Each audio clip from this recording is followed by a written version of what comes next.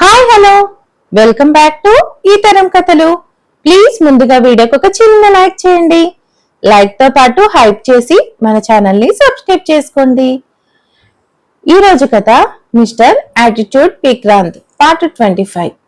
కథను రచించిన వారు అనురాధ గారు, వాయిస్ ఓవర్ శ్వేత. ఇక కథలోకి వెళ్ళిపోదాం. అనన్య మాటలు విన్న తులసి గారు షాక్ అయ్యారు.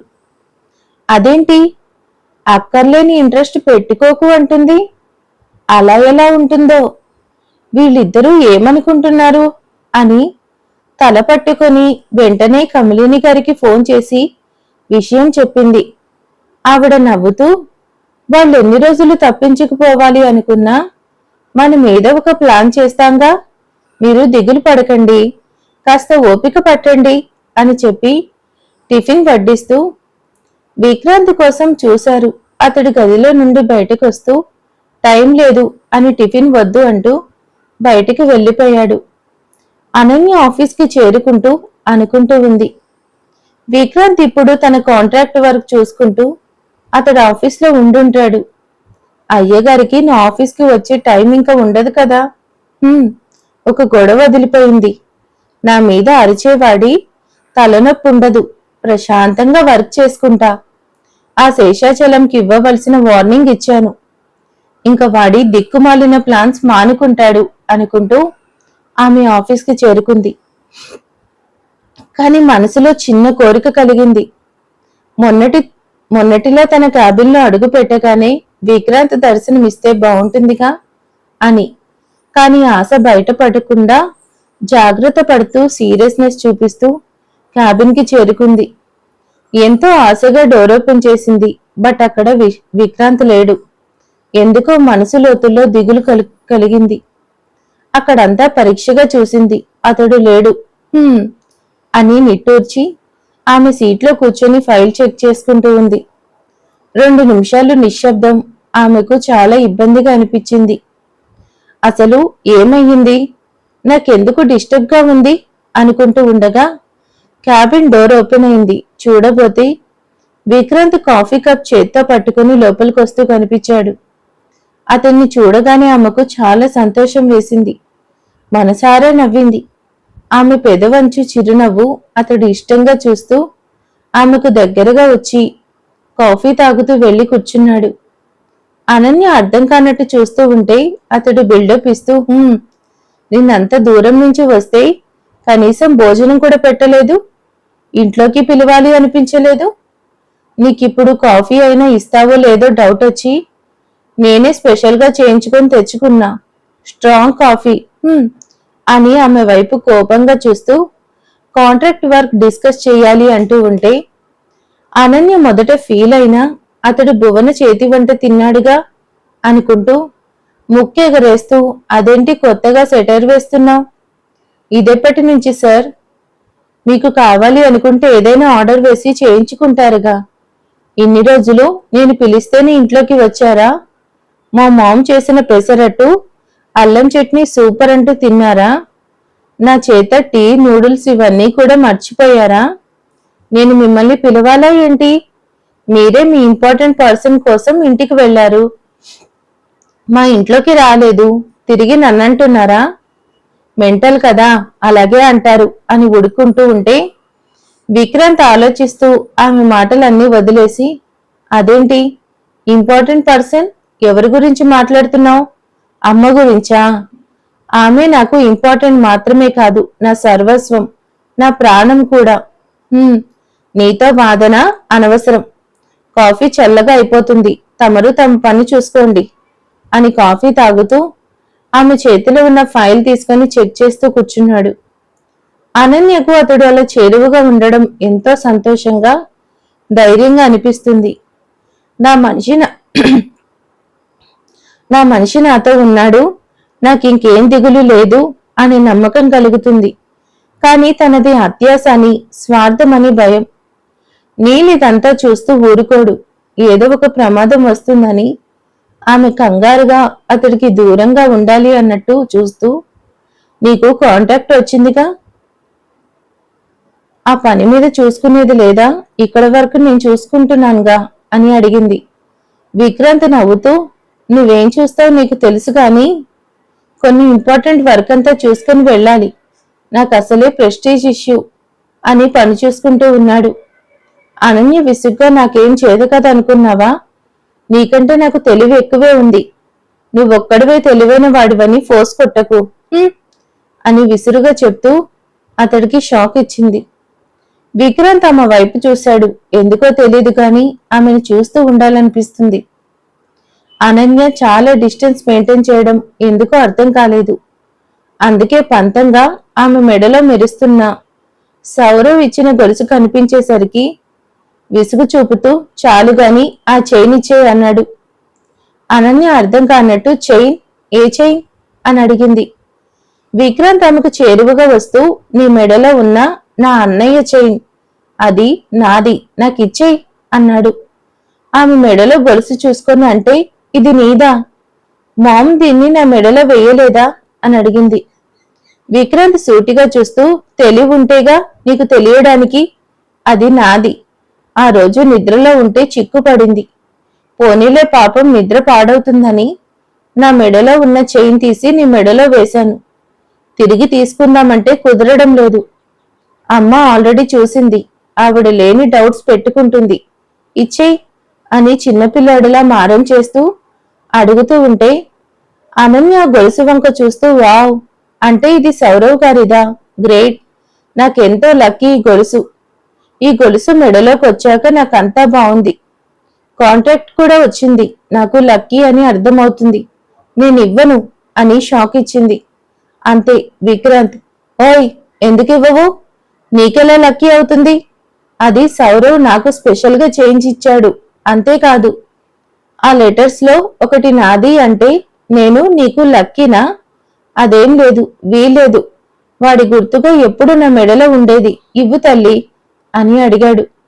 ఆమెకు గొలుసు తిరిగిచ్చే ఉద్దేశం లేదు. అందుకే మొండిగా చేస్తూ, అదేంటి, నువ్వసలు నేను నిన్ను నా మెడలో వేయమని అడిగానా? అయినా ఆడపిల్లకి ఇచ్చిన గొలుసు తిరిగి అడగడం మగాడి లక్షణం కాదు తెలుసా? నేనివ్వను. నాకు ఆంటీ సౌరవ్ గారి గొప్పతనం చెప్పారు. ఎంతో కష్టపడి గొప్ప స్థాయికి వచ్చిన వారంట కదా. ఆయన జ్ఞాపకంగా నా దగ్గరకు వచ్చిన ఈ గొలుసు నేనైతే ఇవ్వను. నీకు అంత కావాలంటే నువ్వు వేశావుగా, నువ్వే తీసుకో అని చెప్తూ మనసులో, నో వద్దు, తీసుకోకు, నాకు ఇష్టం లేదు, ప్లీజ్ అని చెప్పుకుంటూ ఉంది. విక్రాంత్ కోపంగా చూస్తూ, అసలు నీ ఉద్దేశం ఏంటి? నేను ఆడపిల్ల మెడలో గొలుసు లాక్కుపోయేవాళ్ళ అనుకున్నావా? మరి అదుగా తీసివ్వు, చెప్పానుగా. అన్నయ్య నాకిచ్చింది అని మొండిగా అడిగాడు. అనన్యకి ఆ గొలుసు బయటకు తీసేయడం ఇష్టం లేదు. అందుకే ఆమె మెడలో ఉన్న ఇంకో గొలుసు ఏ లెటర్తో వేలాడుతూ ఉంది తీసి అతడికి దగ్గరగా వచ్చి, హలో మెంటల్, నువ్వు నీకుగా వేసిన గొలుసు నాకు లక్కీ అని ఫిక్స్ అయ్యాను. నేనైతే దాన్ని తీసి నీకివ్వను. దానికి బదులు ఇది నీ మెడలో వేస్తున్నా అని టక్కున మెడలో వేసేసింది. విక్రాంత్ ఒక్కసారిగా ఆమెను దగ్గరికి తీసుకుని, ఏం చేశావు నువ్వు అంటూ అడుగుతుంటే అనన్య తడబడుతూ చూసి, నువ్వేగా గొలుసిమ్మని అడిగావు. నీ గొలుసుకు బదులు ఇస్తున్నా. ఇంకా నా మెడలో ఉన్న గొలుసు పూర్తిగా నాది, నీకివ్వను, అంతే అని చెప్తూ షాక్ ఇచ్చింది. విక్రాంత్ అతడి మెడలో ఏ లెటర్తో వేలాడుతూ ఉన్న గొలుసు చూసుకొని మనసులో మురుసుకుపోతూ, పైకి మాత్రం నాకేం వద్దు, ఇందులో నీ లెటర్ ఉంది, నువ్వే తీసుకో అని చెప్తూ ఉంటే ఆమె ఏదో లాజిక్ చెప్తున్నట్టు, మరి నా మెడలో ఉన్న గొలుసు నీ లెటర్ ఉంది, నేను తీసేశానా? ఏంటి, నీకు అక్కర్లేదు అనుకుంటే తీసిచ్చేయి, నేనైతే తీయను అని చెప్పి అతడికి చేరువుగా ఉన్న విషయం గుర్తించి, ఓ నో అని దూరంగా జరిగేసరికి విక్రాంత్ విసుగ్గా, హేయ్, ఏమైంది? ఎందుకు ఒక్కసారిగా అలా షాక్ అయ్యావో? అయినా నేను నా గొలుసిమ్మంటే నీ గొలుసిస్తావేంటి? ఏం అక్కర్లేదు, ఇది తీసి నీ మెడలో ఉన్నదివ్వు అని అడిగాడు. కాని అతడి మెడలో చేరుకున్న అనన్య గొలుసు తిరిగిచ్చే ఉద్దేశం అతడికి లేదు. ఆమె సరే అని తీసుకుంటుందేమో అని చిన్న కంగారు కలిగింది. అయినప్పటికీ అనన్య ఒప్పుకోలేదు. చెప్పానుగా, నాకు ఈ గొలుసు లక్కీగా భావిస్తున్నా. సౌరవ్ గారిపై ఉన్న రెస్పెక్ట్తో గొలుసు నా మెడలో ఉంటుంది. నీకు కావాలంటే బలవంతంగా తీసుకో. నువ్వే వేశావు కాబట్టి తిరిగి నువ్వే తీసుకో. నేనైతే ఇవ్వను. నీ మెడలో గొలుసు నేనైతే తీయను. నీకు తీయాలి అనిపిస్తే తీసేయి. అంతే, ఇంకా ఇందులో నో చేంజ్ అని ఆమె మెడలో గొలుసు లోపలి వైపు వేసుకుని అని వెళ్ళి ఆమె చైర్లో కూర్చొని స్టైల్ కొడుతూ ఉంటే విక్రాంత్ ఆలోచిస్తూ ఏదో అనబోయి ఫోన్ మోగడంతో ఫోన్ లిఫ్ట్ చేసి అవతలి వ్యక్తి మాటలు విని, సరే వస్తున్నా, నువ్వు టెన్షన్ అవ్వకు, ఈ విషయం ఇంకెక్కడ డిస్కస్ వద్దు అని చెప్పి అక్కడి నుంచి బయటకు వెళ్తూ, సరే నీతో గొడవ పడే టైం లేదు, నాకు చాలా పని ఉంది, నువ్వింకా ఆఫీస్ పనులు చూడు, నేను ఫైల్ స్టడీ చేశాను, నువ్వు ఫర్దర్ ప్లాన్ చెయ్యి, తర్వాత వస్తా అంటూ వెళ్ళిపోతూ ఉంటే ఆమె ఓకే మంచిది అని నవ్వుతూ చెప్పింది. విక్రాంత్ ఆమె వైపు ఒకసారి చూసి బయటకు వచ్చేశాడు. అనన్య మాత్రం విక్రాంత్ వెళ్ళిపోయాక చాలాసేపు ఆ గొలుసు చూసుకుంటూ కూర్చుంది. ఆ సీన్ విక్రాంత్ సీసీ కెమెరా ద్వారా అతడి మొబైల్లో చూస్తూ కార్ నడుపుతూ అసలు ఈ అమ్మాయి ఉద్దేశం ఏంటి, నా గొలుసు తీసుకొని తన గొలుసు ఇచ్చింది అని అతడి మెడలో మెరుస్తున్న ఏ లెటర్ వైపు చూసుకుంటూ ఆఫీస్కి చేరుకున్నాడు. అక్కడ బాలు టెన్షన్ గా ఉన్నాడు, విక్రాంత్ రాక కోసం ఎదురు చూస్తూ. కమలిని గారు అనన్యకి ఫోన్ చేసి ఆఫీస్ వర్క్ పూర్తి కాగానే ఇంటికి రామ్మా, పని ఉంది, నో చెప్పుకు అని చెప్పి ఫోన్ పెట్టేశారు. అనన్య ఆవిడ మాట కాదు అనలేక సరే అని పనిలో పడింది. అక్కడ కమలిని గారు ఆషాఢం గోరింటాకనే కాన్సెప్ట్ సిద్ధం చేస్తున్నారు. విక్కీ ఆఫీస్కి చేరుకున్నాడు. కానీ అనన్య చేసిన గొడవ, ఆమె వేసిన గొలుసు అతన్ని స్థిరంగా ఏ పని చేసుకొనివ్వలేదు. ఎంత వద్దు అనుకుంటున్నా అతడి చూపు తన మెడలో మెరుస్తూ అతన్ని వెక్కిరిస్తున్న ఏ లెటర్ పైనే కనపడుతుంది. ఆమె మొండిగా తన గొలుసుకు బదులు ఆమె మెడలో ఉన్న ఇంకొక గొలుసు తీసివేసింది. తన గొలుసు ఆమెకి ఎంతో లక్కీ అంటూ ఉంటే అతడికి చాలా ఇష్టం, సంతోషం కలిగింది. అనన్య నువ్వు నాకు ఇచ్చిన గిఫ్ట్ ఇప్పుడు ఆ పొగరు కొట్టేసింది, తిరిగి ఇవ్వను అంటుంది చూడు అని మనసులో అన్నతో మాట్లాడుకుంటూ ఉన్నాడు. కానీ అతడి అన్న ఆశీర్వాదం ఉంది, అందుకే. ఏ గొలుసు విక్కీ అనన్య మెడలో వేశాడు అని అర్థం కాలేదు. ఏదో తెలియని సంతోషం, మొండితనం అతన్ని ఎన్నడూ లేని విధంగా మార్చేసింది. కేవలం బిజినెస్ డెవలప్మెంట్, తన తల్లి సంతోషం తప్ప ఇంకో ఆలోచన లేని విక్కీ ఇప్పుడు అన్నిటికంటే ఎక్కువ అనన్య కోసం ఆలోచించడం, గొడవ పడడానికైనా సరే ఆమెతో ఎంతో కొంత సమయం ఇష్టంగా కేటాయిస్తూ ఉన్నాడు. ఆమె కంపెనీ బాధ్యత తనదిగా చూసుకుని నడిపిస్తూ ఉన్నాడు. కేవలం ఆమెకు బాధ పెట్టాడు అనే ఒకే ఒక కారణంతో లండన్ వెళ్లి మరి నీల్ మల్హోత్రాని మట్టిలో కుమ్మేసి వచ్చాడు.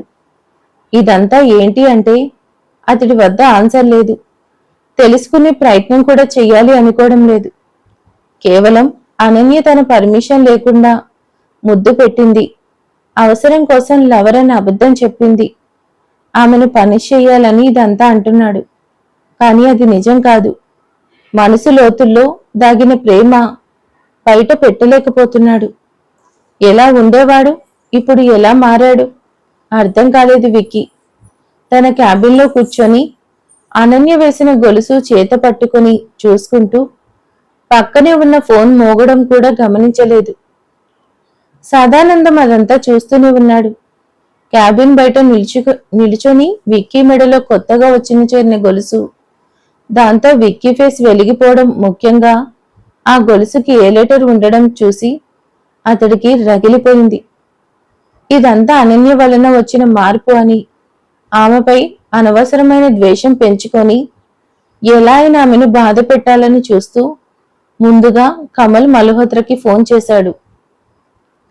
అతడు లండన్లో ఉన్నట్టు ప్రస్తుతం ఎలాంటి విషయాలు మాట్లాడే ఇంట్రెస్ట్ లేదు, డిస్టర్బ్ చెయ్యొద్దని చెప్పి ఫోన్ పెట్టేశాడు. సదానందంకి అర్థం కాలేదు, వీడేంటి ఏదో చేసేస్తాను అది ఇది అన్నాడు, ఇప్పుడు చూస్తే లండన్ పోయాడు, వేస్ట్ ఫెలో అని అదే విషయం మాలినికి ఫోన్ చేసి చెప్పాడు. ఆ అనన్య విక్కీ చాలా క్లోజ్ అయిపోతున్నారు, ఇద్దరి మధ్య బంధం గట్టి పడుతుంది అని. అంతే, మాలిని తట్టుకోలేకపోయింది. నేను విడిచిపెట్టను, విక్కీకి అనన్యకి దక్కనివ్వను. వాడికి ఆడవాళ్లపై ఇష్టం నమ్మకం లేదు. త్వరలోనే అనన్యపై అసహ్యం కలుగుతుంది, వదిలేస్తాడు అని రగిలిపోతూ, నేను విషయం తెలుసుకుంటాను, నేను మళ్ళీ కాంటాక్ట్ అవుతా అని ఫోన్ కట్ చేసింది. సదానందం ఇంకా ఆఫీస్లో ఉండలేక బయటకు వచ్చాడు. బాలు విక్కీ ఉన్న క్యాబిన్లోకి వచ్చాడు. అక్కడ అదే పనిగా మోగుతున్న ఫోన్ చూసి బాస్ అని అతన్ని కదిలించాడు. చూడబోతే విక్కీ చేతిలో అనన్య నేమ్ లెటర్తో చైన్ ఉంది. బాలు అది గమనించాడు. ఇదేదో శుభసూచకంలా ఉంది. ఖచ్చితంగా బాస్ అనన్య మేడంని ఇష్టపడుతున్నాడు. ఇరువురికి మంచి జోడి, దేవుడా ఇద్దరిని తొందరగా ఒక్కడి చేసేయ్ అని వేడుకుంటూ విక్కీ వైపు చూసి స్మైల్ ఇచ్చాడు. అతడు తడబడుతూ గొలుసు లోపలికి వేసుకుని కనిపించకుండా చేసి, ఏంట్రా అలా చూస్తున్నావు? ఆ ఫోన్ కావాలి అనే లిస్ట్ చేయలేదు, ఆ ఫోన్ కావాలనే లిఫ్ట్ చేయలేదు.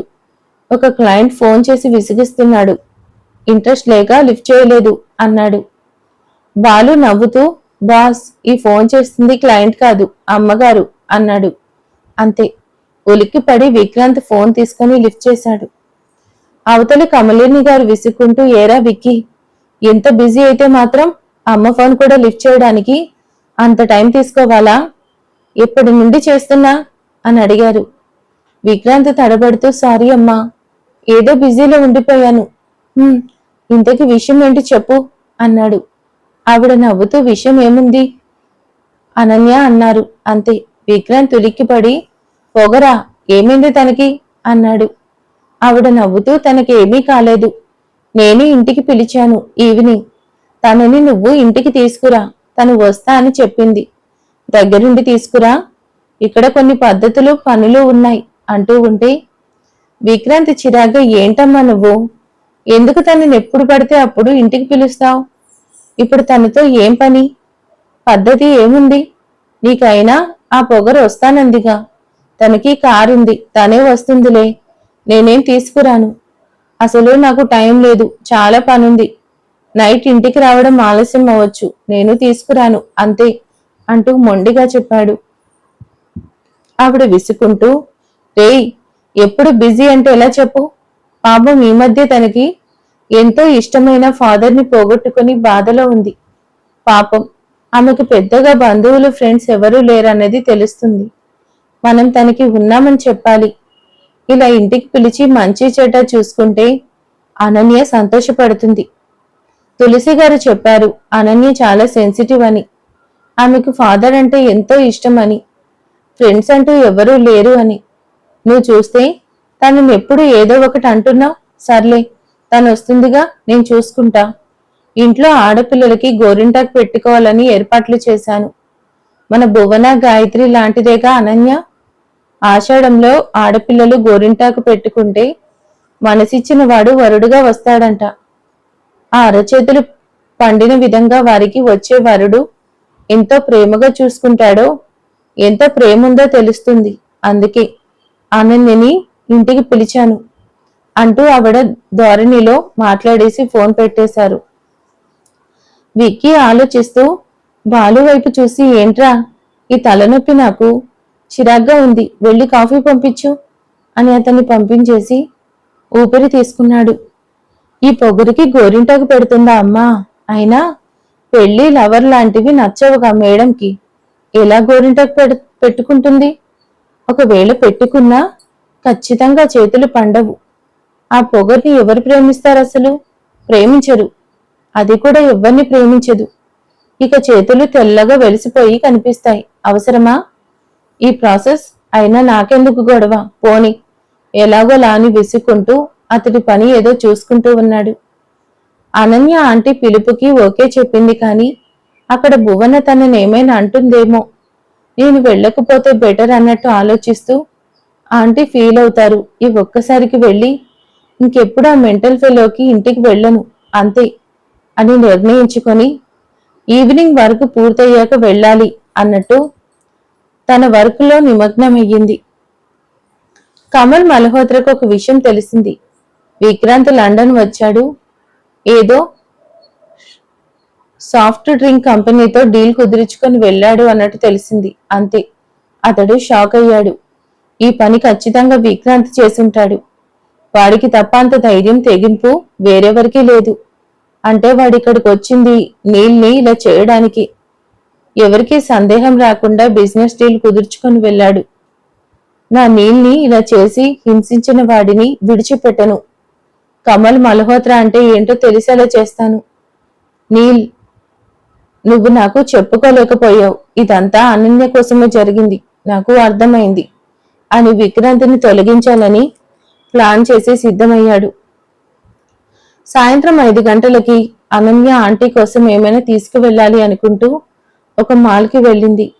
ఆవిడ రంగుకి మ్యాచ్ అయ్యే శారీ సెలెక్ట్ చేస్తూ అక్కడ స్కై బ్లూ కలర్ షర్ట్ ఆమెను ఆకర్షిస్తూ కనిపించేసరికి ఇష్టంగా తీసుకుంది. ఆమెకు తెలియడం లేదు తను విక్రాంత్కి షర్ట్ కొంటుంది. దీని అర్థం ఏమిటో, అతడు ఎలా రియాక్షన్ ఇస్తాడో అదేం ఆలోచించలేదు. తీసుకోవాలి అనిపించింది, తీసుకుంది. తప్పకుండా తన సెలెక్షన్ వాళ్ళకి నచ్చుతుంది అనుకుంటున్నా అని ప్యాక్ చేయించుకుంటూ ఉంది. విక్రాంత్ అనన్య ఆఫీస్ నుండి బయటకు వెళ్లడం తెలుసుకొని తన ఇంటికి వెళ్తుంది అనుకున్నాడు. ఏదో క్యాజువల్ గా అన్నట్టు ఇంటికి ఫోన్ చేశాడు. ఆ ఫోన్ గాయత్రి తీసింది. విక్రాంత్ ఇబ్బందిగా మాట్లాడుతూ, ఏం చేస్తున్నారు? అంతా గోరింటాకు పెట్టుకుంటున్నారా? తను కూడా పెట్టుకుంటుందా అని అడిగాడు.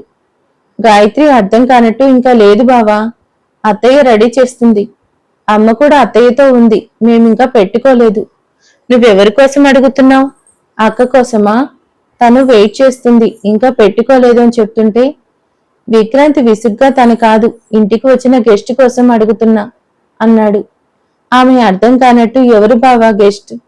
ఇంటికి ఎవరు గెస్ట్ రాలేదుగా అని చెప్పింది. విక్రాంతికి అర్థం కాలేదు. ఇదేంటి, పొగరింకా ఇంటికి వెళ్ళలేదా? మరి ఎక్కడికి వెళ్ళింది? బయటికి వెళ్ళి చాలాసేపు అయిందిగా. తను ఇంటికి వెళ్ళిందా? స్పెషల్గా రెడీ అయి వెళ్తుందేమో అనుకుని, సరేలే గాయత్రి, అనన్య ఇంటికి వస్తుంది. ఆ గోరింటాకు ఏదో పెట్టడానికి. తను నీకు ఫ్రెండ్నేగా, తనని హ్యాపీగా ఉండేలా చూసుకో అన్నాడు.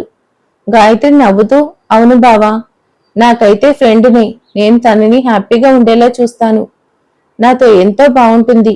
కానీ అక్క అని తడబడి, సరే బావా, నేను అనన్య అక్క కోసం వెయిట్ చేస్తాను. తనని బాగా చూసుకుంటా అని చెప్పి ఫోన్ కట్ చేసింది. మరి ఆ తర్వాత ఏం జరగబోతుంది నెక్స్ట్ పార్ట్లో తెలుసుకుందాం. Thank you for watching.